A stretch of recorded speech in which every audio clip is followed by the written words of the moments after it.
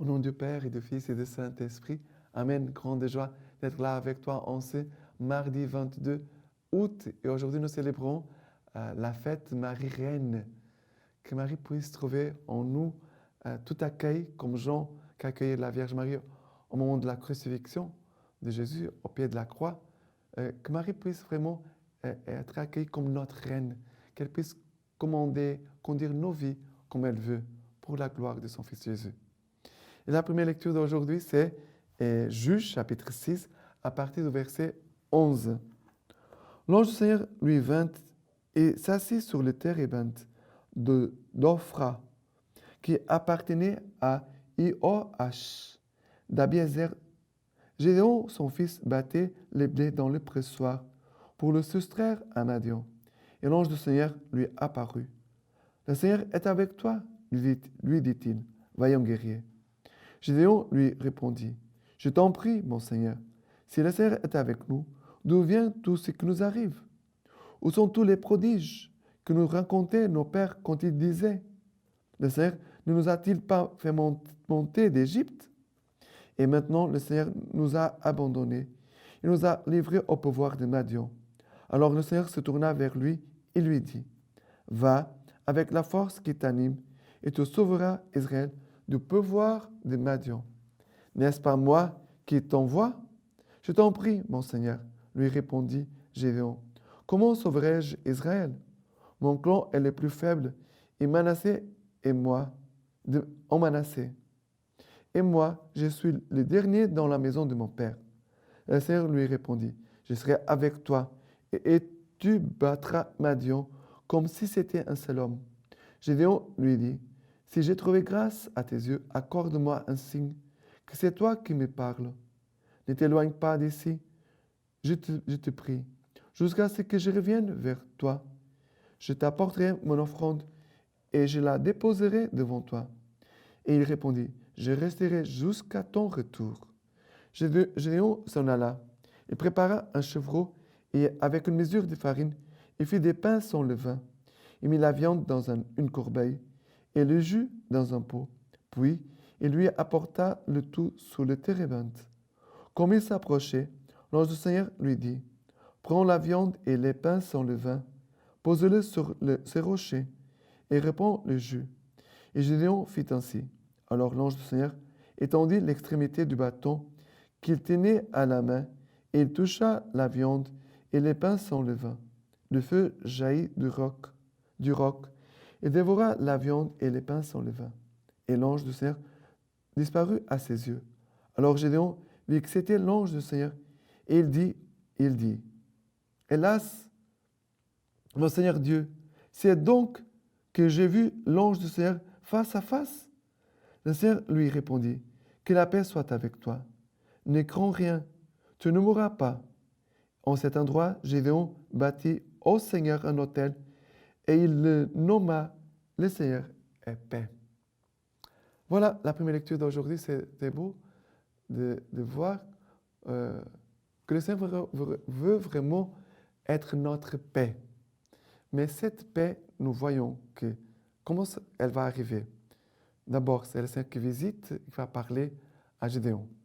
Le Seigneur vient nous parler, il est en train de nous parler par sa parole. Le Seigneur vient aussi révéler, il se révèle qui est Gédéon. Le Seigneur va dire qui est Gédéon pour lui. Tu es un vaillant guerrier.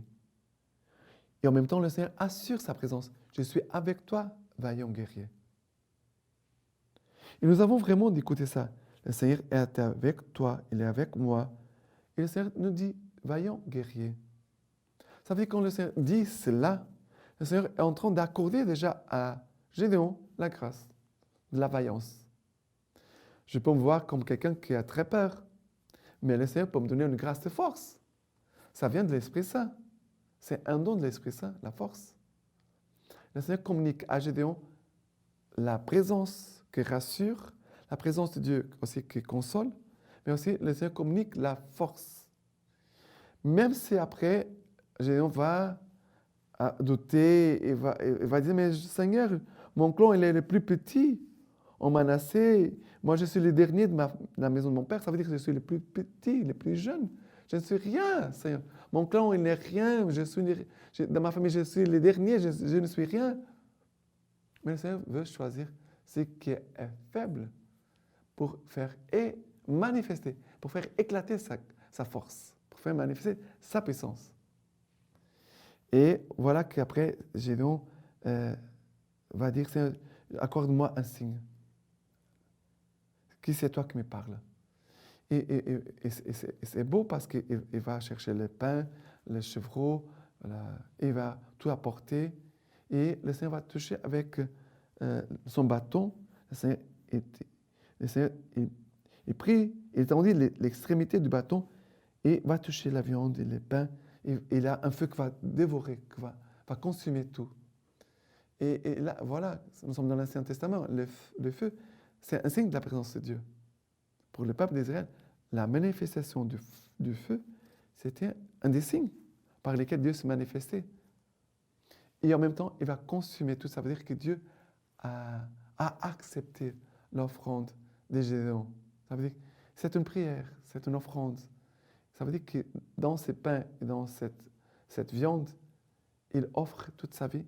Et en même temps, nous pouvons voir dans cette viande et dans ces pains, déjà, aussi un signe de l'Eucharistie, aussi qui va nous fortifier pour devenir des vaillants guerriers et pouvoir vraiment combattre les ennemis qui veulent. Et quand je parle des ennemis, ça veut dire que ce sont les démons qui essayent de nous éloigner de Dieu, de vouloir nous faire perdre, pour nous essayer de nous éloigner de Dieu, de la foi, de la vie éternelle. D'accord? Voilà. Maintenant, le psaume d'aujourd'hui, c'est le psaume 85, à partir du verset 9. Nous dit ceci. J'écoute. Que dit le Seigneur? Ce qu'il dit le Seigneur, c'est la paix. L'amour et vérité se rencontrent, la justice et paix s'embrassent. Vérité germera de la terre, et des cieux se penchera la justice. Le Seigneur lui-même donnera le bonheur, et notre terre donnera son fruit. Justice marchera devant lui, et de ses pas tracera un chemin. Mais, qu'est-ce que le Seigneur dit? C'est la paix pour son peuple, pour ses fidèles. Le Seigneur veut vraiment nous donner la paix, mais la paix, ce n'est pas toujours une paix qui tombe du ciel.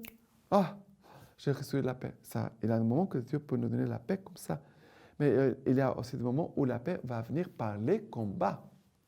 Ça veut dire qu'il faut combattre les péchés, il faut combattre ce qui veut se lever contre Dieu, ce qui veut nous empêcher d'avancer dans notre vie spirituelle, dans notre vie de foi, dans notre vie de prière.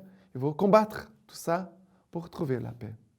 Voilà, des grâces de paix qui sont différentes, reçues gratuitement, sans aucun effort. Je suis là devant le Seigneur dans l'adoration, dans l'Eucharistie, mais aussi il y a des grâces de paix où il faut combattre pour pouvoir les recevoir.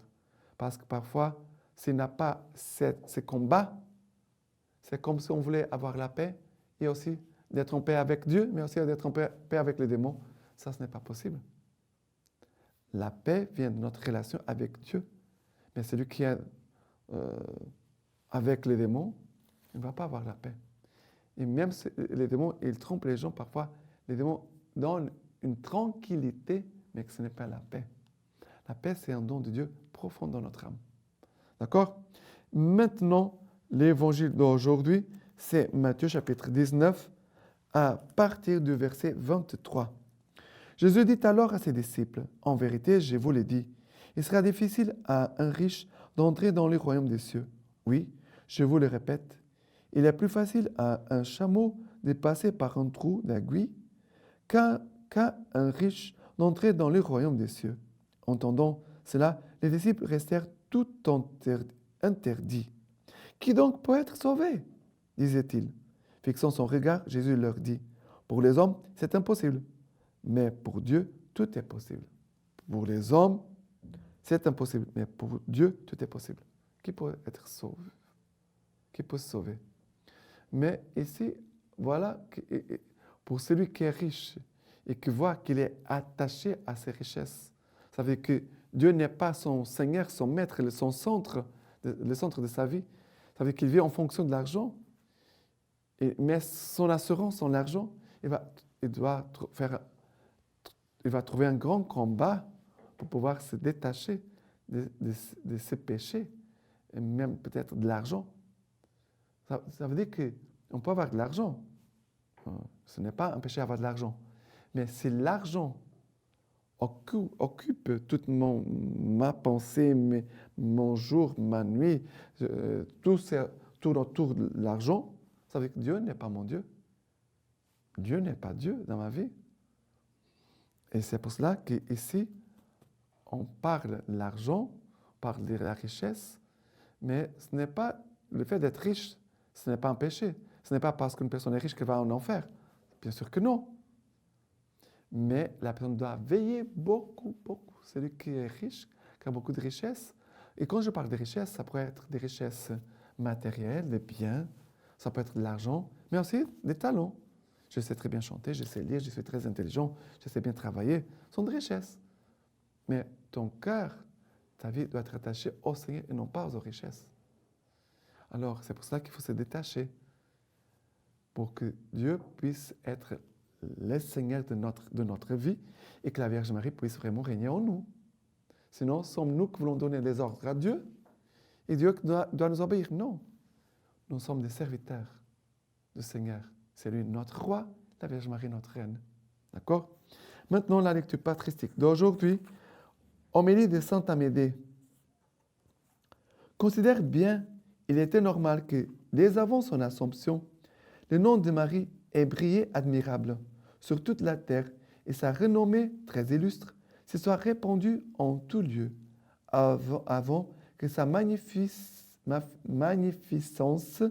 ne se soit élevée au-dessus des cieux. Il convenait, en effet, que la Vierge Mère, pour l'honneur même de son Fils, régna d'abord sur la terre et put enfin recevoir ainsi les cieux avec la gloire. Qu'elle fût comblée ici-bas pour pénétrer là-haut dans une sainte plénitude, et comme elle avait été transportée de vertu en vertu, qu'elle le fût aussi de clarté en clarté dans l'esprit du Seigneur. Maintenant, je vous laisse la bénédiction par les mains toutes pures de la Vierge Marie. Que Dieu Tout-Puissant vous bénisse et vous garde, le Père, le Fils et le Saint-Esprit. Amen.